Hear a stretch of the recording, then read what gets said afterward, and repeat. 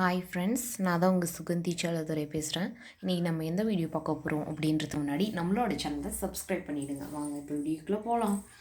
நம்ம காய்கறி கடைக்கெல்லாம் போனோன்னா கறிவேப்பில் கொடுப்பாங்கன்னா, இந்த கறிவேப்பில் 2 3 நாள் நல்லாயிருக்கும். அதுக்கப்புறம் பார்த்திங்கன்னா வாடி காஞ்சி போயிடும். இந்த காஞ்சி போனது வந்து நம்ம தூக்கி போடாமல் அதை எப்படி யூஸ் பண்ணலாம் அப்படின்னு சொல்லிட்டு தான் பார்க்க போகிறோம் இந்த வீடியோக்குள்ளே.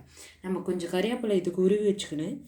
அந்த கறிவேப்பில் உருவி வச்ச கறிவேப்பில் கூட 2 காஞ்ச மிளகா, கொஞ்சம் உப்பு, கடலப்பருப்பு இதெல்லாம் போட்டு வறுத்துக்கலாம். வறுத்து அதை வந்து பொடி மாதிரி அரைச்சி வச்சுக்கணும். அரைச்சி வச்சுருக்கேன் பாருங்கள். இந்த மாதிரி அரைச்சி வச்சுட்டு நம்ம சாதம் ஒரு டைம் குழம்பு இல்லாமல் இருக்கும் இல்லையா, அந்த குழம்பெல்லாம் வந்தப்போ வந்து நம்ம இதை போட்டு சாப்பிட்டுக்கலாம். இது வந்து நல்லா டேஸ்ட்டாகவும் இருக்கும், சாதத்து கூட சாப்பிட்றதுக்கு நல்லாவும் இருக்கும். அப்புறம் இட்லி பொடியாக தோசை பொடியை கூட பயன்படுத்தலாம். இதை நம்ம வந்து சாப்பிட்லாம், எந்த ப்ராப்ளமும் கிடையாது. அப்புறமா வந்து இந்த கறிவேப்பில் வந்து வெறும் கறிவேப்பில் எடுத்து இந்த மாதிரி அரைச்சிக்கணும். நல்லா அரைச்சிக்கணும். வெறும் கறிவேப்பில் மட்டும் அரைச்சி அதை வந்து காலையில் வெறும் வயிற்றில் சாப்பிட்டோம்னா முடி வளர்ச்சி நல்லா வரும்.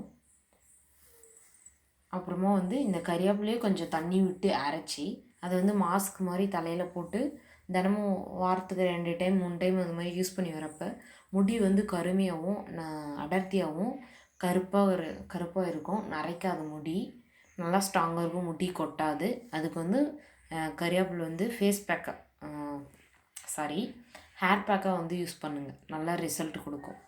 அதே வந்து இந்த கறிவேப்பிலை வெறும் பொடியை அரைச்சி நம்ம வந்து தேங்காய் எண்ணெயில் ஒரு நாள் முழுக்க கொஞ்சம் போட்டு 1 ஸ்பூன் 2 ஸ்பூன் போட்டு ஊற வச்சு அது தினமும் தலைக்கு தேய்ச்சி வந்தோன்னா நல்ல ரிசல்ட் கொடுக்கும்.